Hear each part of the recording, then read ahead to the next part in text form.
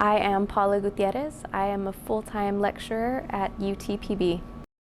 So I took microbiology with Dr. Henderson, and I learned how amazing bacteria was, and I thought, okay, well, I want to learn a little bit more, so I joined his research lab, worked for him for about a year, and fell in love with research, this puzzle-solving technique where you try to figure out different things about bacteria, and every day it's a game.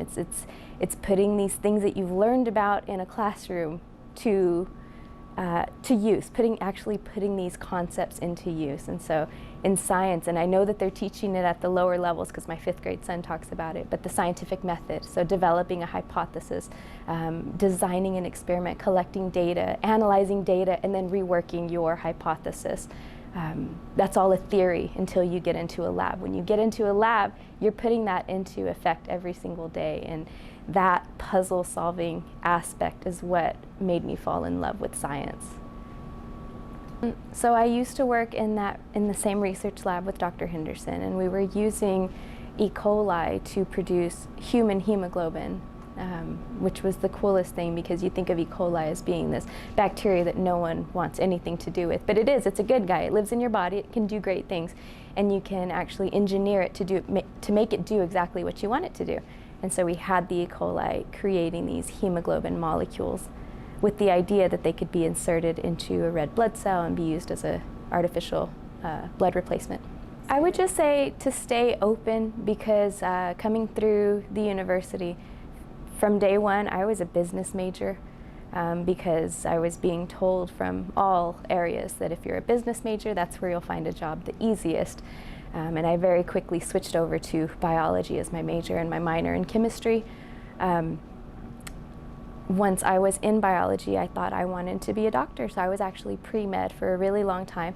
I went to a medical school tour, and they pulled a cadaver out of formaldehyde, and I nearly fainted, and at that point I realized I could not be a physician.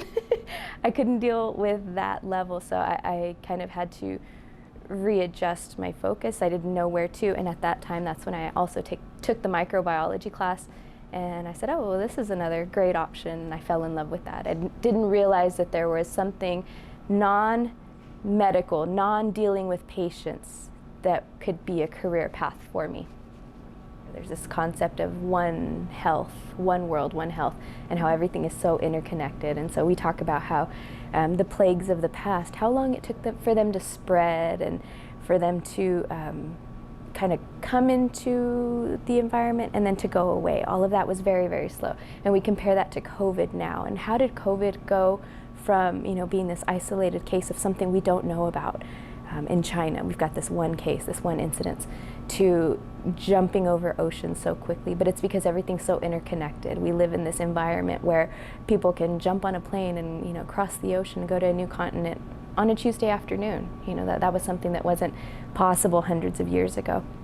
And so within a matter of months, we know exactly what this unknown case is. We know the exact genetic profile of this microbe, and then less than a year later, we have something to fight against that. And that's the beauty of modern science.